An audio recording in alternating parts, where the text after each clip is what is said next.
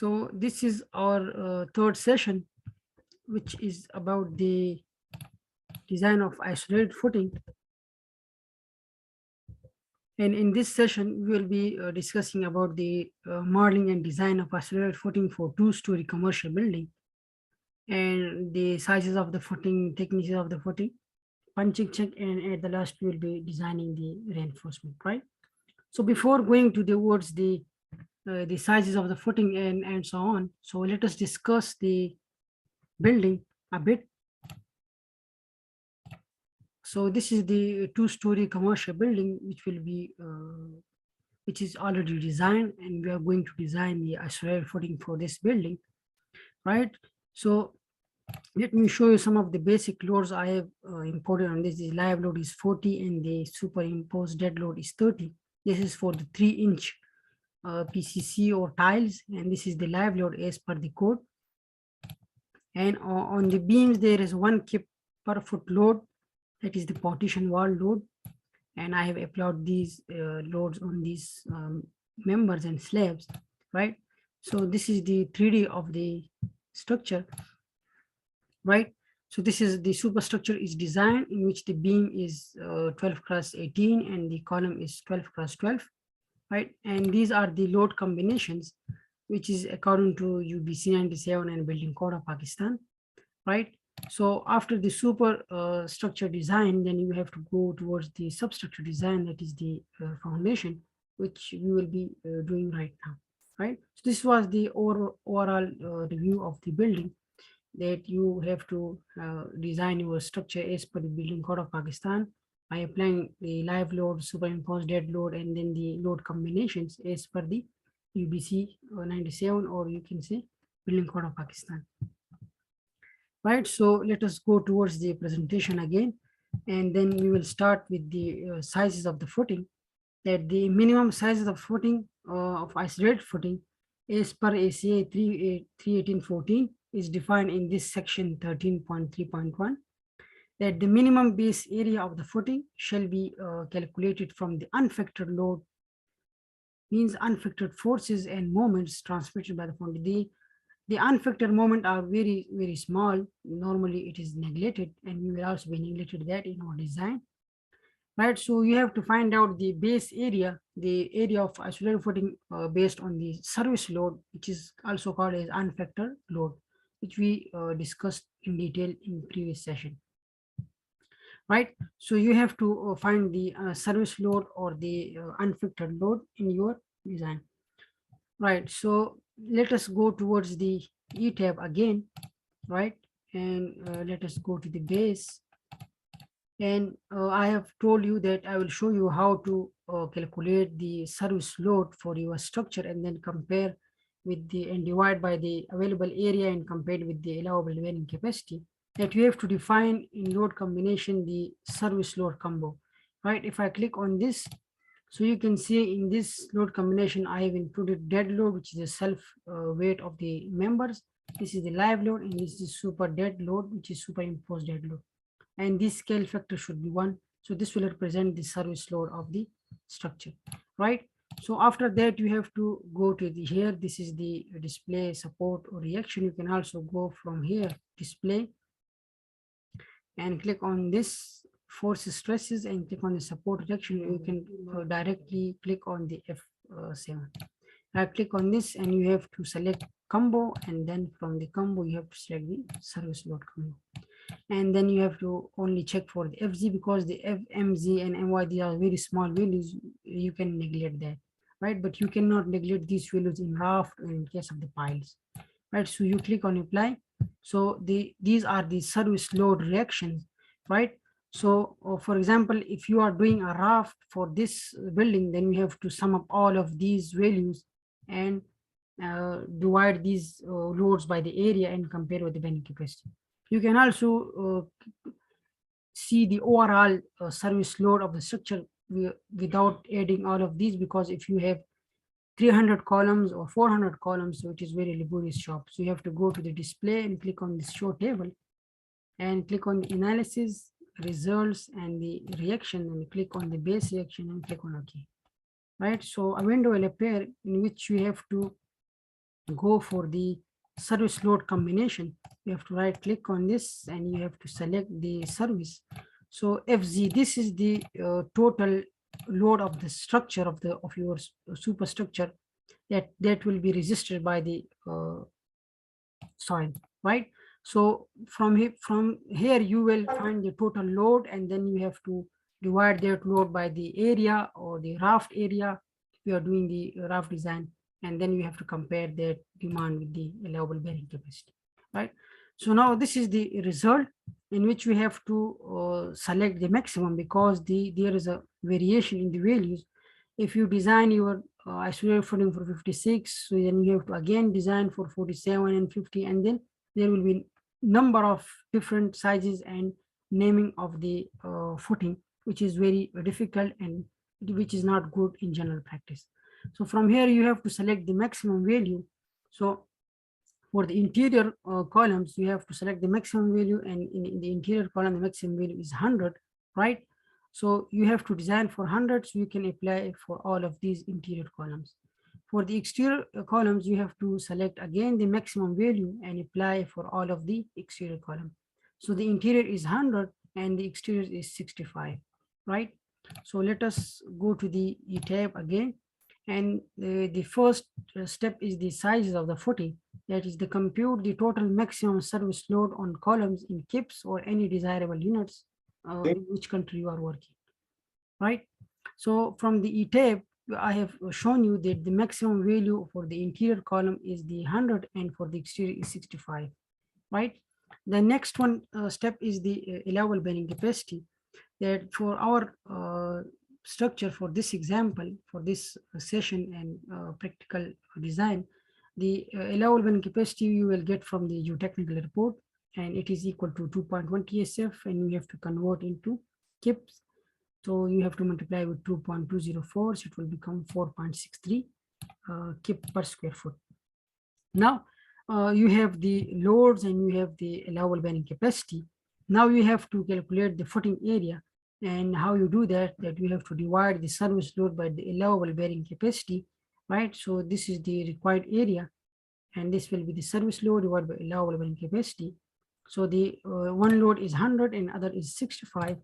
So if you divide the 100 by 4.60, it comes out to be 62 square feet, and the other one is comes out to be 13 square feet, right? So if you take square root of 22 and 13, because you are designing a square footing, isolated footing, so it comes out to be 4 feet and 9 inches for the interior column, and for the exterior columns it comes out to be 3 feet and 9 inches, right? You can also change and increase the width if you want to have the authority to increase the thickness, the width in one direction, and keep the thickness longer, width in the other direction. You can also play with these parameter, but this is the basic concept from which you will find out the area of your footing, right? So let us go to the ETAB and let us unlock this model, and we will go to the section, and we will define the slab section, and we will have this. I've already defined this is the 12 inches footing. Let me modify this. So write the 12 inches initially. We will take the 12 inches. You can also take 6 inches, but how did I take the 12 inches? What are the ACI recommendation?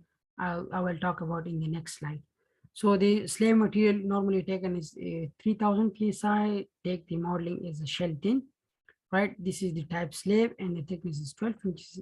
So this is the definition of the footing. So clicking OK, right? So again, you have to go to the draw menu, and you have to click on the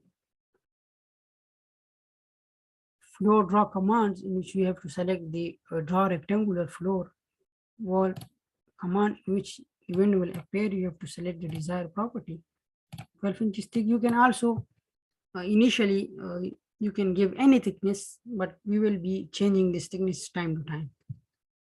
So for the interior, it comes out to be 4 feet and 9 inches, right? So let me zoom it, right? So this is the 4 feet 9 and 3 feet 9. So let us draw these footings. So this is the 4 feet and 9 inches, which is 4.75 feet and 4.75 feet on the other direction.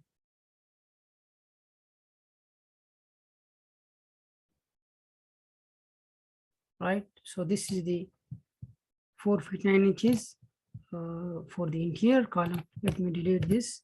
So now you have to divide it into 4.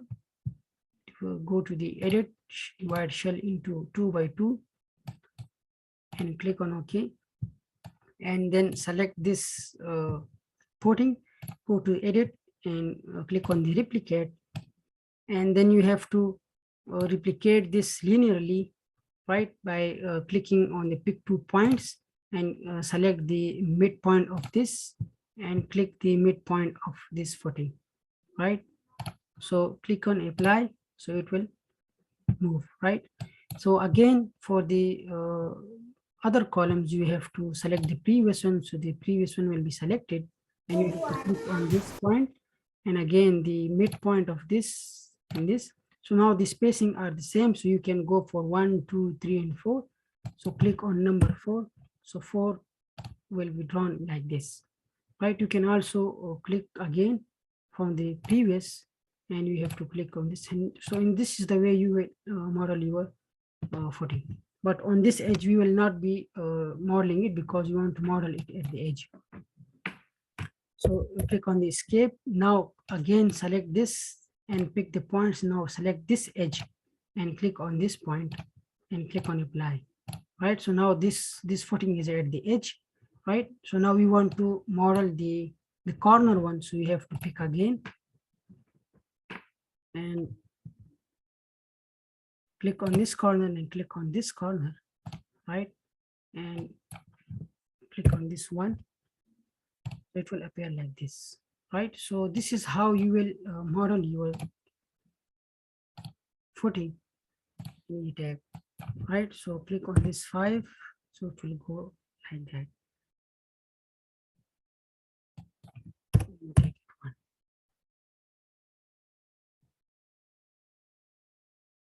So I'll clear this and take this one.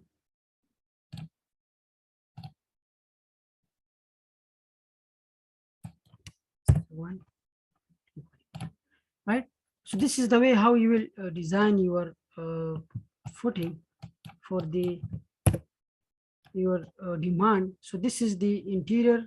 Now you have to select all of this. You can do and replicate linearly by clicking 2 points. So I have to click on this and click on this point.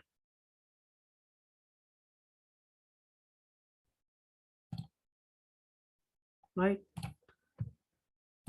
So these are the interior, and the exterior one that was 4 feet, 3 feet and 9 inches. So I would just wanted to show you how you can draw these footing, and you can use this replicate command, right? So for the exterior one, you have to draw the 3 feet and 9 inches, that is 3.75 feet in one direction and 3.75 in the other direction, right? So this is okay. Now click again and divide into 4, so you can select it from the mid, right? So now select this and go to edit and replicate, just like we did in the previous cases, right? So click on this corner and this corner, and it will be selected like this. So now you have to click on this point and this point, and now you have to click on this, right? So in this way, you will model your footing, right? For the same for the other corners and for the mid portions, right? Because we are not wasting or too much time on this modeling, but I just show you how you can draw the footing in the ETAB using these different commands, right? So if I take this into here and if I apply, and then let me take that to the edges.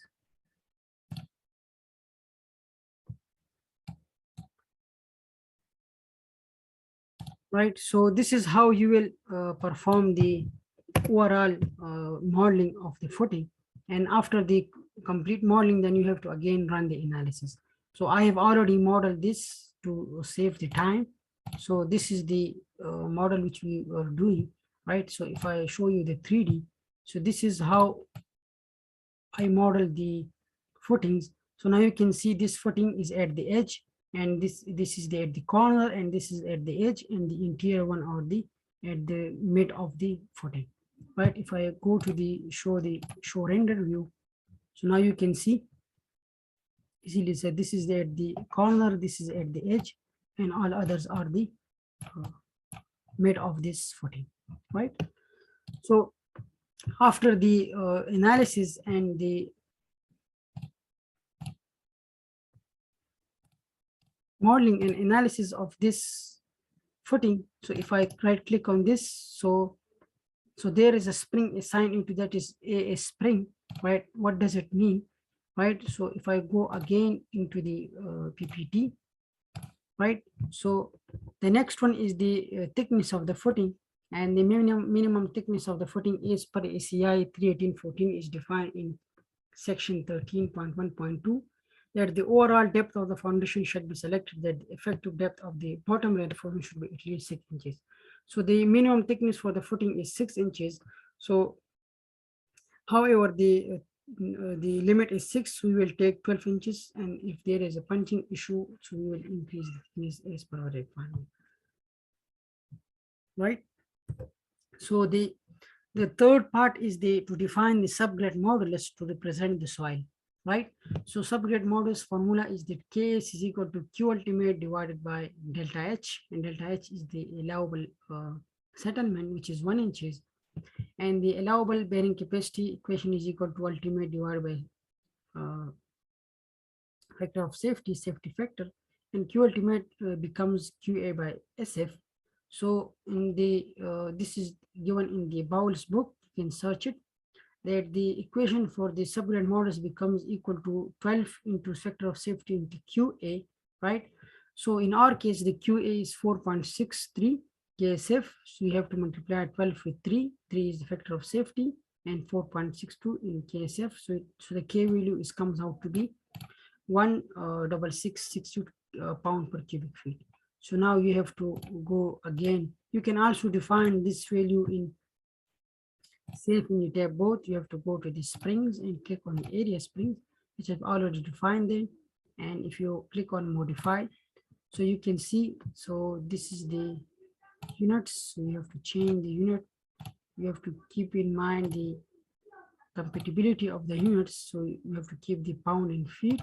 Now again, go to the define section, spring, area springs, and modify. Now you can see that I have defined this 166,625, which is previously calculated using the allowable bearing capacity in the settlement using the Bowles equation, right? So you have to define this spring, and then you have to click all of the footing which we have modeled, and you have to go to the assign shell and click on this area spring. So you have to apply this area spring which you have defined and click on apply.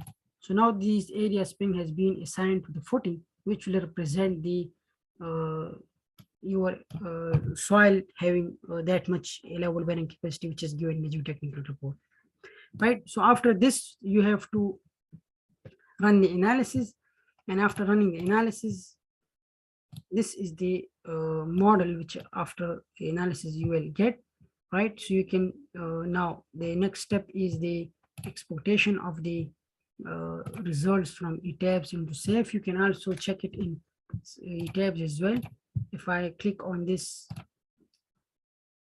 design, if I start the design, right? So now the ETAB is doing the analysis, and you can see that the footing has been analyzed and designed.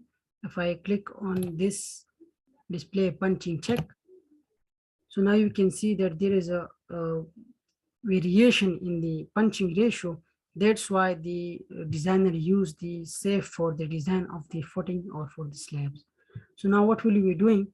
We will be exporting this results from ETAB into SAFE.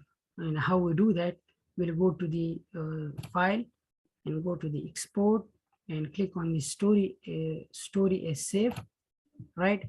And you have to select which story you want to export. You want to export the base, which is the footing, and you have to click on the explode the floors and the loads above, and you have to select the load cases all and the load combination, which will include all the earthquake forces and the gravity forces as well, right? So click on OK and then click on OK. Then we have to save your model, right?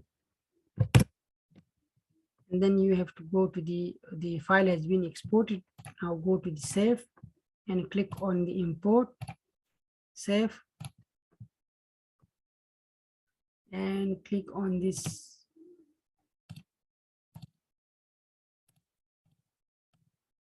This is the one which I have exported, and open that file in the save. Now this footing has been exported to the SAF. You can check or verify whether the loads has been imported or not. So you can right click on this point, which is the point of the column, and now you can see these loads which are being imported from ETAB into the SAF, right? So the SAF will be designing for these loads. And you can also verify whether the soil has been assigned to the footing or not. Right click on this footing and go to the, you can see that the slab property is this, and you can also check the